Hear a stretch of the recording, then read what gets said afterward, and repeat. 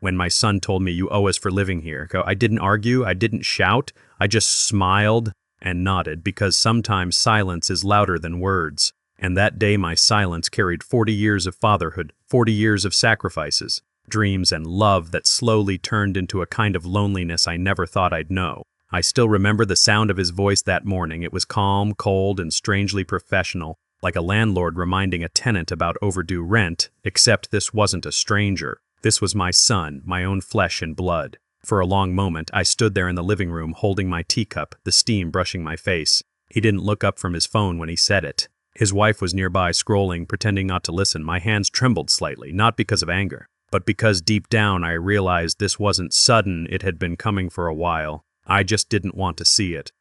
There's a strange kind of ache that lives in parents, the one that comes from being needed for years, and then suddenly not needed at all. I had always imagined that my retirement would be peaceful. After all, I had worked my whole life, 40 years at the factory, saving every penny, making sure my son never felt what I felt growing up. I didn't have much when I was young. My father passed away early, and I had to become the man of the house when I was just 17. So when my son, Ethan, was born, he became my entire reason to keep going. Every morning shift, every night overtime, every pain in my back, it all felt worth it when I saw his face. He was my pride, my joy, my second chance at life. His mother, my late wife, used to say I spoiled him too much. She wasn't wrong. Ethan didn't grow up with the same hunger I did. He had new shoes every year, his own room, the best school I could afford. When she passed away, he was 17, the same age I had been when I lost my father. I thought that would bring us closer, but grief changes people differently. He grew quieter, more distant, and I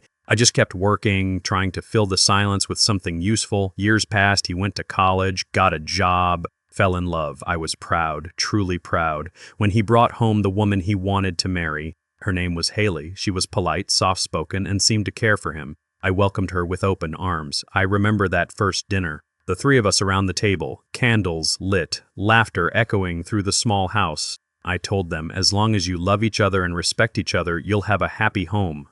Heifer. I didn't know then how different home would come to mean for each of us. A few years later, when Ethan and Haley bought their new house, they insisted I move in with them. At first, I said no, I didn't want to be a burden, but Ethan said, "Dad, it's your home too. You've done enough for me, now let me take care of you." That sentence warmed my heart. It felt like all the years of sacrifice had finally led to something beautiful, a son giving back, not out of obligation, but out of love. I sold my small house, the one your mother and I built, brick by brick, and gave the money to help them finish their mortgage. Ethan hesitated at first, but I insisted. I told him, "It's your future, son. I don't need much now." I didn't know I was signing away the last piece of independence I had. For the first few months, everything was peaceful. I'd wake up early, make breakfast, and sometimes help around the house. Haley would thank me, though her tone grew colder over time. She started to prefer doing things her own way, which was fine. Every family adjusts. Ethan was busy with work.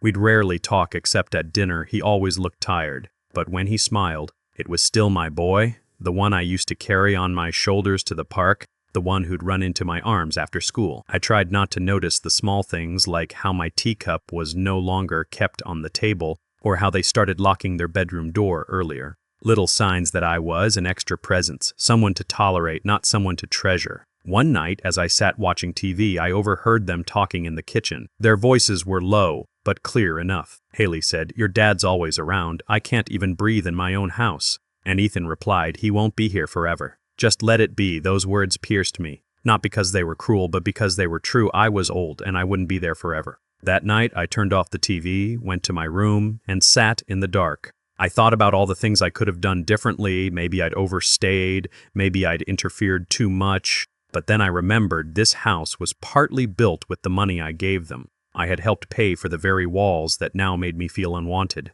Days passed. I started keeping to myself, reading, walking in the garden, staying quiet. I tried to make myself smaller in the spaces I used to fill. It's strange how parents do that, how we shrink our needs so our children can breathe easier. Then came that morning, the one that changed everything. I was sitting by the window, reading an old newspaper. When Ethan walked in, he looked uneasy. He cleared his throat and said, "Dad, we need to talk." Haley stood behind him, arms crossed. "He didn't waste time, Dad," he said. "We've been talking about the bills, and it's getting hard to manage everything. You've been living here a while now." I think it's fair if you start contributing, helping with the expenses. I looked at him, my son, and for a moment, I thought I'd misheard him. I smiled faintly, waiting for him to explain. But then he said it, "You owe us for living here." The air went cold, my throat tightened. I didn't say a word. I just stared at him, at the man I had raised, the boy who once held my hand crossing the street. He looked away, pretending to check his watch. Haley didn't look sorry. In that moment, I realized something painful. He wasn't cruel, he was detached.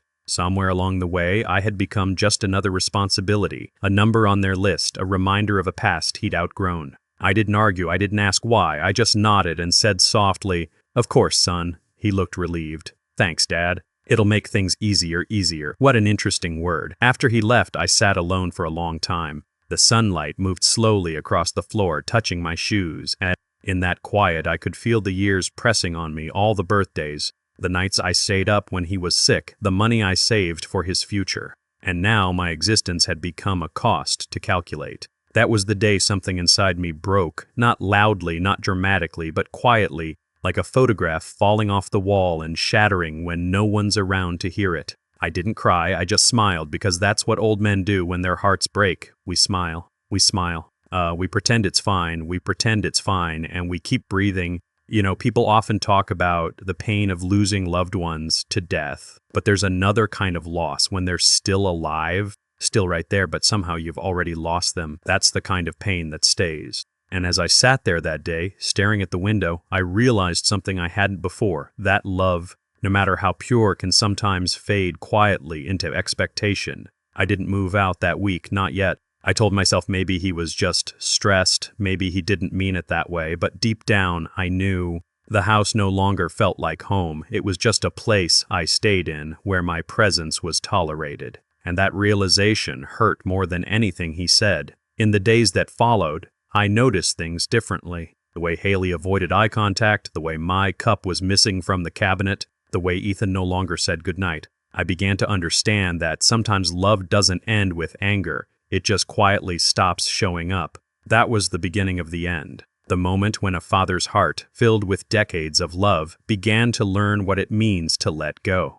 Without actually leaving, the days after that conversation felt heavier than usual. Every sound in the house seemed louder, the creak of the stairs, the closing of doors, the clinking of dishes. Silence became something I could hear. Ethan and Haley went on with their routines, breakfast, work, errands, and I tried to stay out of their way. But once something breaks between people, even the smallest moments start to feel uncomfortable. When you live under the same roof, it's hard to pretend nothing's changed. I started waking up earlier, before they did, just to make myself useful. I'd sweep the porch, make coffee, fix the little things around the house. I told myself maybe if they see I'm trying, they'll see me again, not as a burden, but as their father. But sometimes, no matter how much you try to fix things, the distance keeps growing quietly, like a crack in the wall spreading in silence. One morning, Haley came into the kitchen while I was frying eggs. She looked at the counter, then at me, and said gently but firmly, "Dad, you don't have to cook. I've got it." I smiled and said, "Oh, I was just making breakfast for everyone. Old habits."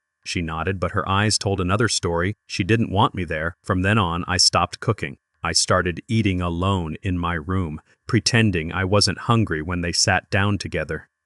It's strange how the sound of laughter, even when it's familiar, can start to hurt when it doesn't include you anymore. A few days later, Ethan came home late from work. I waited for him like I used to, sitting in the living room, TV on low. When he entered, he looked surprised to see me awake. "Dad, it's late," he said. I smiled. "Just wanted to see how your day was." He hesitated for a moment, then said, "It's fine, busy." And just like that, he went upstairs. I sat there for a while, staring at the empty hallway.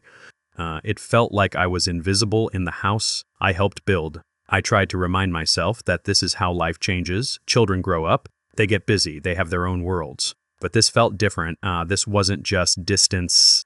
It was erasure, like I was slowly being written out of their story. Sometimes I'd hear them planning dinners with friends, trips, small celebrations, and my name never came up. I didn't expect an invitation every time. But the realization that they didn't even think of me, that's what hurt the most. One evening, I overheard them in the kitchen again.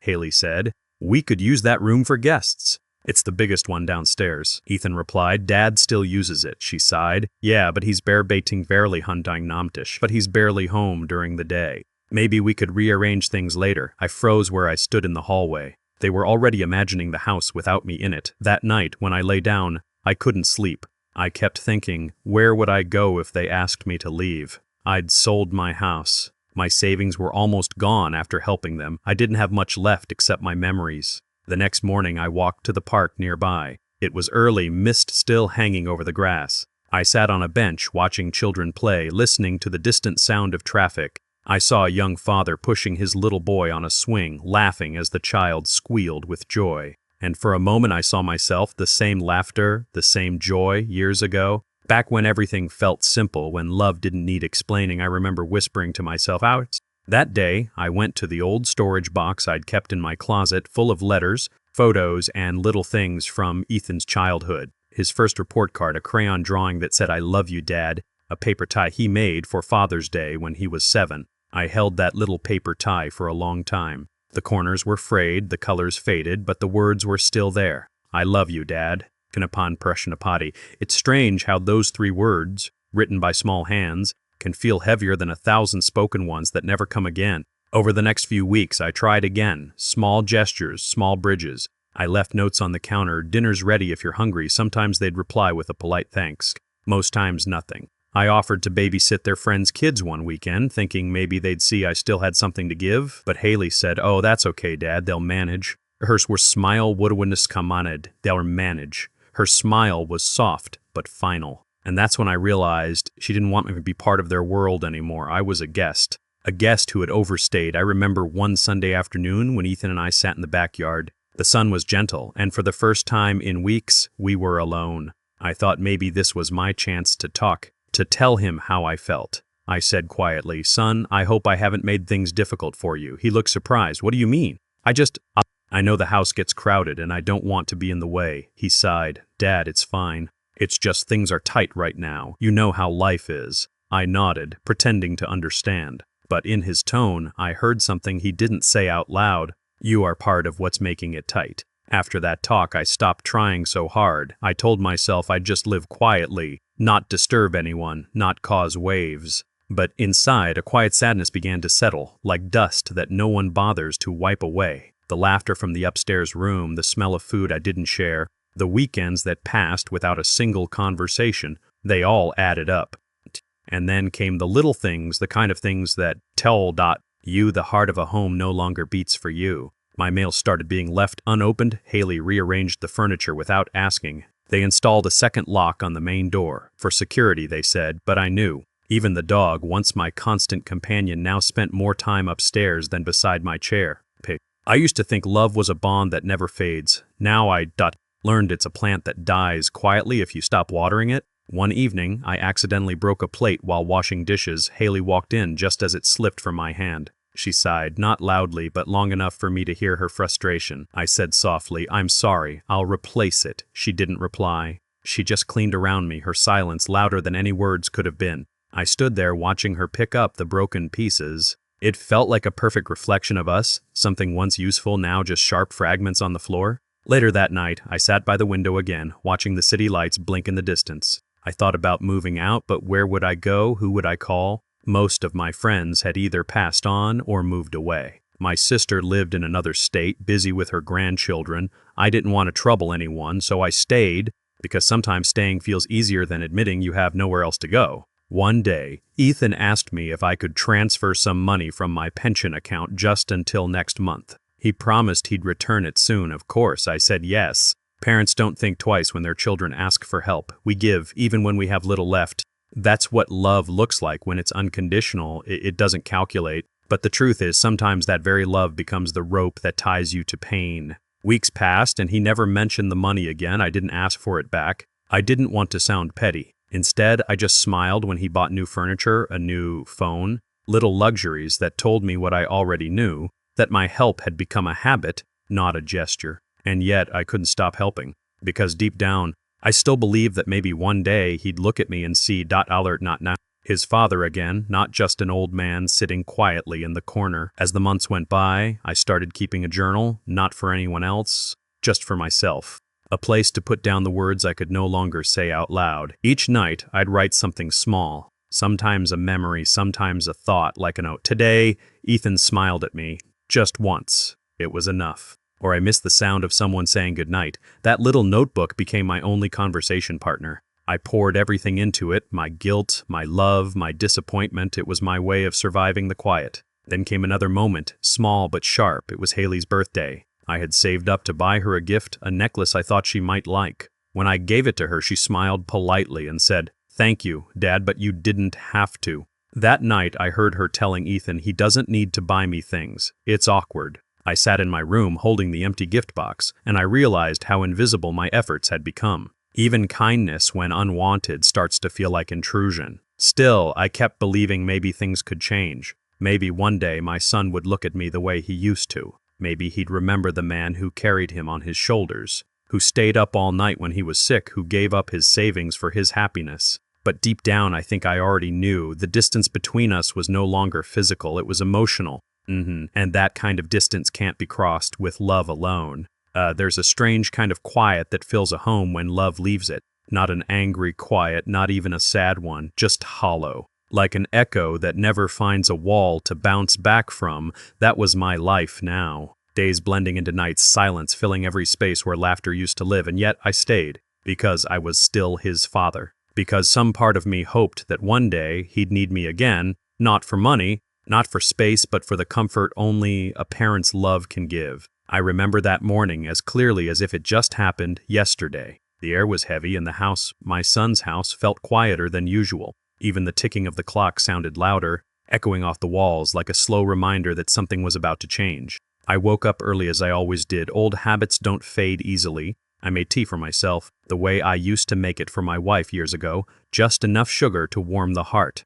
The steam rose gently, and I sat by the kitchen window, watching the street outside. The world was moving, people were going somewhere, and I just sat there unsure where I belonged anymore. When Ethan came downstairs, he didn't even look at me at first. He was on his phone, talking to someone from work maybe. His tone was sharp, his eyes tired. But when he hung up and saw me sitting there was a flicker of irritation in his face, like I was out of place in his world. "Dad," he said finally, grabbing a coffee mug, "you're up early again." I smiled faintly. Old bones don't let me sleep much these days. He didn't laugh, he didn't even nod, nah. He just sighed and sat across from me, drumming his fingers on the table. That's when I noticed it. Something was brewing in his mind. "Something serious, Dad," he began. "Haley and I. We need to talk to you." My stomach turned. You know that feeling when your heart senses what your mind hasn't yet understood? That's what it felt like. "Sir," I said quietly, "what's on your mind?" Haley came into the kitchen just then. She wasn't smiling.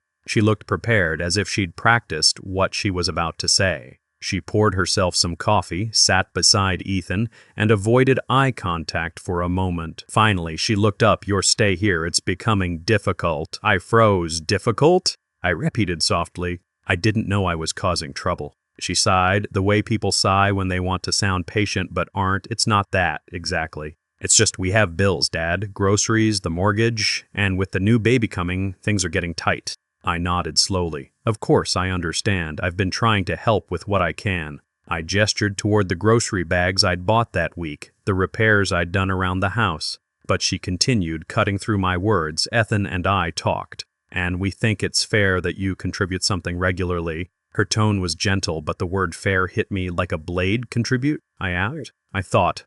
"I already did." Ethan looked uncomfortable now, but he didn't stop her. He just rubbed his hands together. "Dad, she's right. You live here, you eat with us, you use the utilities, it adds up." I felt my chest tighten. I had worked 40 years to give Ethan everything. His education, his first car, even part of the down payment on this very house. And now I was being told I owed them. "I didn't mean to be a burden," I whispered. Haley's voice softened, almost rehearsed. "We're not saying that. We just think it's time to balance things.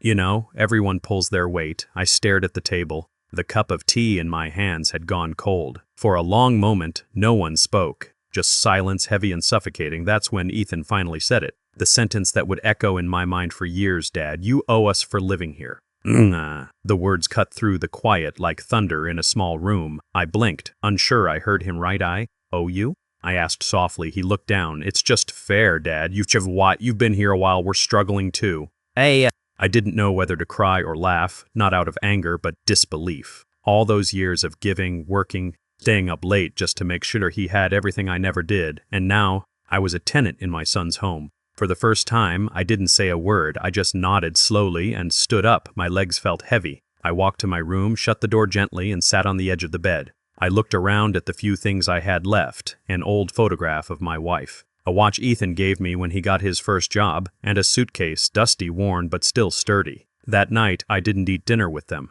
I could hear their voices faintly from the living room, Haley laughing softly, the TV murmuring, dishes clinking. A normal evening for them. For me, it was the night everything changed. I thought about my wife. If she were alive, she'd tell me to forgive. She always believed that love, even when one-sided, was still worth giving. But that night, forgiveness didn't come easily. When the rain started outside, I stood by the window and watched the droplets slide down the glass. Each drop felt like a memory falling away. Birthdays, school events, family dinners, moments when Ethan would grab my hand as a child and say, "Don't ever leave me, Dad." And now, years later, he was the one asking me to go. The next morning, I left an envelope on the kitchen counter. Inside, I placed a small note and a few bills, everything I had saved from my pension that month. The note simply said, for my stay. When Ethan saw it, he looked surprised. He followed me to the door as I put on my coat. "Dad, you don't have to do that," he said awkwardly. I smiled faintly. "I know," I replied, "but I already did." Haley appeared behind him, holding a cup of coffee. She looked at me, expression unreadable. I didn't feel anger toward her anymore, just sadness for what family had turned into. I stepped outside. Da Nakshesh. The morning air felt different, cold but clean. I didn't know where I would go yet, but for the first time in a long time I felt free. As I walked down the street, suitcase in hand, memories came rushing back. Ethan, as a boy, waving from the school gate, his laughter echoing through our old house, the way he used to call me Dad with such pride and love. Somewhere along the way, life had taken that away from us. Maybe it wasn't anyone's fault. Maybe it was time, money, stress, or just the slow distance that grows between generations. But deep down, I knew something had broken that could never fully heal again. I reached the park near the old neighborhood, sat on a bench, closed my eyes, and for the first time in years, I allowed myself to cry, not because of anger, but because I had finally realized something painful yet freeing. You can give your whole life to someone, but you can't make them remember how much it meant. That moment, the moment my son told me I owed him for living, wasn't just about money. It was about dignity. It was about realizing I had spent so long being needed that I forgot what it meant to simply be. And free began again, Caprasturus stirred. And as the rain began again, I whispered quietly to myself, I forgive you, son, not because you asked for it, but because I can't carry this pain any longer. When I left my son's house that day, I didn't know where I was going. I had my old brown suitcase, my jacket, and a few memories folded inside my heart. The streets were quiet, but every sound, the rolling tires, the soft wind, the hum of a passing bus, felt louder, sharper. Maybe that's how life sounds when you suddenly become aware of your own loneliness. I didn't want to bother anyone, so I went to the one place that had always brought me peace, the small park near the old library. That bench had been there since before Ethan was born. I used to sit there with his mother, sipping tea from a flask, laughing about nothing and everything. Now the same bench welcomed me like an old friend who didn't ask questions. I sat there for hours, just thinking, not about what happened, but about how I got here. Where had all those years gone? The years when Ethan would run to me after school, proudly waving his report card. The years when he'd ask me to fix his toy car. Or when he'd crawl into my bed during a thunderstorm because he was scared. Life changes quietly, almost invisibly. You don't notice when a child stops needing your help until they start resenting your presence. By evening, I decided I couldn't stay outside any longer. I went to a small motel near the highway, nothing fancy, just clean and quiet. The man at the counter looked at me kindly when I asked for a room. "Long trip?" he asked. I smiled faintly. "A long life," I replied. He didn't ask more, just handed me the key and said, "Breakfast on the house, old friend." That small kindness almost broke me. Sometimes strangers can see the pain that your own family chooses not to notice. That night, I lay in the small bed, staring at the ceiling fan turning slowly. I couldn't sleep. The words "you owe us" kept circling in my mind like echoes bouncing off the walls. But after a while, another voice began to rise inside me. The quieter one, the voice of my late wife. Let it go. I could almost hear her say, "You've carried them far enough. It's time to carry yourself." And so I decided to start over. The next morning, I went out early. I walked to the community center nearby and asked if they needed volunteers. The woman there smiled and said we could use someone to help with the kids' reading club. I laughed softly. I've read more bedtime stories than most people in this building, so that's how it began. Every morning I went there, helped children with their reading, taught them how to write neatly, thus derived stirs, told them small lessons about kindness and patience. Their laughter filled the empty corners of my heart. One little boy, Liam, reminded me of Ethan when he was small. He'd run up to me, tug on my sleeve and say, "Mr. Robert, can you tell that story again?" The one about the tree that never gave up? I'd smile and tell it again every time. And every time I did, it felt like I was healing a small piece of myself. Weeks turned into months. My life became simple again. Quiet mornings, a walk to the center, evening tea by the window. I didn't have much, but what I did have finally belonged to me. Sometimes I'd still think of Ethan and Haley. I'd wonder if the baby was born, if they were doing well. I didn't feel bitterness anymore, only distance. And a little sadness. I never stopped being his father, but I stopped waiting to be his son's priority. One evening, I got a letter. It was from Ethan. The handwriting was familiar, but the tone felt hesitant, like someone writing to a stranger. It said, "Yo, Dad, I don't know where you are right now. Haley told me you left without saying much, and I've thought about that day every night since. I was angry, tired, stressed about the baby, but I said things I can never take back. You owe soul power. You didn't owe us anything, Dad. If anything, I owe you everything. Please, if you're reading this, come home. I just want to talk." I sat there reading that letter again and again. The words blurred as my eyes filled with tears I hadn't let fall in months. Forgiveness doesn't come in a single moment. It arrives slowly, like dawn breaking after a long night. And that night, it came for me. I waited a few days before replying. Not because I was unsure, but because I wanted to answer with a calm heart, not an emotional one. My reply was short. "Dear Ethan, I forgive you, but I'm not coming home just yet. I've found peace here. Maybe one day, when we've both learned to understand each other again, we'll share tea together. Take care of your family. Love your child the way I loved you." I didn't sign it as Dad, just Robert, because at that moment I wasn't seeking to be a father or a guest, just a man reclaiming his peace.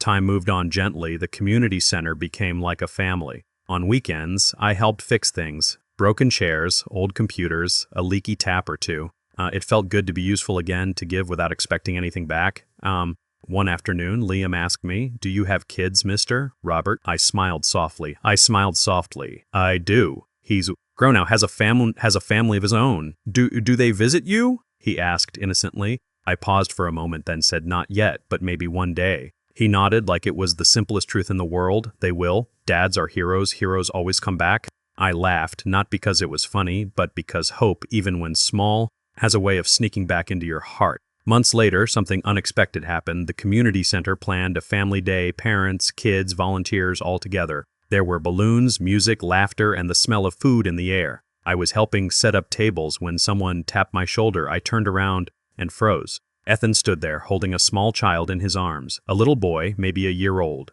For a second, I couldn't move. I thought maybe I was imagining him, but then he smiled, an unsure, trembling smile. "Dad," he said softly, "this is Noah, your grandson." The world seemed to stop for a moment. Every sound faded, every color softened. I reached out slowly, touched the boy's tiny hand, and felt something melt inside me. "Grannan Shalad Ralad," I whispered. "He looks like you," I whispered. Ethan's eyes filled with tears. "I'm sorry, Dad, for everything." I didn't say much. Words weren't needed. I and his shoulder. I just placed a hand on his shoulder and said quietly, "Let's not waste the time we still have." And that was enough. He started visiting me often after that, sometimes with Haley, sometimes just with Noah. We didn't talk about the past much. It didn't matter anymore. Instead, we talked about small things, Noah's first steps, his favorite food, the weather, ordinary things, beautiful things. Haley, too, seemed softer. One day, she told me, "I didn't understand what family really meant before. I'm sorry if I made you feel like you didn't belong." I smiled and said, "It's all right. Life teaches us when words can't." One evening, as we all sat together at the table, Noah giggling in his high chair, I realized something. Home isn't a place, it's the people who make you feel like you matter. And for a while, I'd lost that feeling, but now it had found its way back. Ethan poured me tea and said, "Do you remember how you used to tell me stories when I couldn't sleep?" I nodded. "Of course," he smiled. "Tell Noah one tonight. He loves your voice." "He loves your voice," I laughed softly. "He doesn't even understand half of what I say yet," Ethan smiled. "It's not about understanding, Dad. It's about feeling safe." His words lingered in my heart long after the evening ended. That night, after everyone left, I sat by the window again, the same way I used to. The rain was gentle outside, and the streetlight glowed warm and gold. I thought about how far we'd come, from anger to silence, from silence to forgiveness. I realized something important then, sometimes the deepest love doesn't shout or demand, it waits. It waits through pain, through pride, through distance, and when it's ready, it returns quietly, like a familiar song. I still live alone, still volunteer at the center, but now every weekend Ethan brings Noah to visit. They sit in my small living room and we laugh, we share stories, we heal slowly, gently together, and every time I look at them, I feel something warm rise inside me. It's not pride, not relief. It's peace that came not from being needed again, but from forgiving and letting go. I don't think Ethan will ever truly understand what those words, "you owe us for living here," did to me. But maybe he doesn't have to, because what matters now isn't the wound, it's the healing that followed. When I close my eyes these days, I see my wife smile. I like to think she's proud of how it turned out, of how I found the strength to leave when love became a burden, and the grace to forgive when the past tried to haunt me. Life isn't about holding on to pain, it's about knowing when to set it down, and I did, finally. It's been 2 years since that day, the day I walked out of my son's house with a suitcase and a broken heart. Sometimes it feels like a lifetime ago, other times it feels like just yesterday. Life has a strange way of teaching us lessons we didn't ask for. When you're young, you think strength means holding on. But as you grow older, you realize real strength is knowing when to let go and still love anyway. I still wake up early. I still make my tea the same way, 2 spoons of sugar just like my wife liked it. But now I don't drink it in silence anymore. Sometimes little Noah sits beside me, swinging his legs, watching the steam rise. He calls me Grandpa Rob. Every time he says it, my heart softens in a way words can't describe. He doesn't know the history, the mistakes, the tears that built this peace, and that's the beauty of it. He just loves me for being there, for being his grandpa. Ethan and I talk often now, not about what happened, but about life, about his job, about Noah's school. We're learning how to be father and son again, without expectations, without pride. Just 2 men who hurt each other once and chose to heal instead of hate. I don't think he fully understands how much those 4 words, "you owe us, Dad," changed me, but I don't need him to. Because what came after, the silence, the distance, the forgiveness, shaped me into someone softer, calmer, freer. Sometimes pain doesn't destroy you, it refines you. It clears the noise so you can finally hear the quiet voice inside, the one that says, "You've done enough. Rest now." A few days ago, Ethan brought me an old photograph. It was of our family when he was a boy, me, his mother, and him standing between us with his small arms around our shoulders. He smiled as he handed it to me and said, "I think this belongs with you." I looked at that photo for a long time. The young man I used to be stared back at me, strong, hopeful, full of dreams. And I realized in that moment that man had never really gone anywhere. He just got buried under years of giving, worrying, and waiting to be appreciated. But now I don't wait for appreciation. I simply live.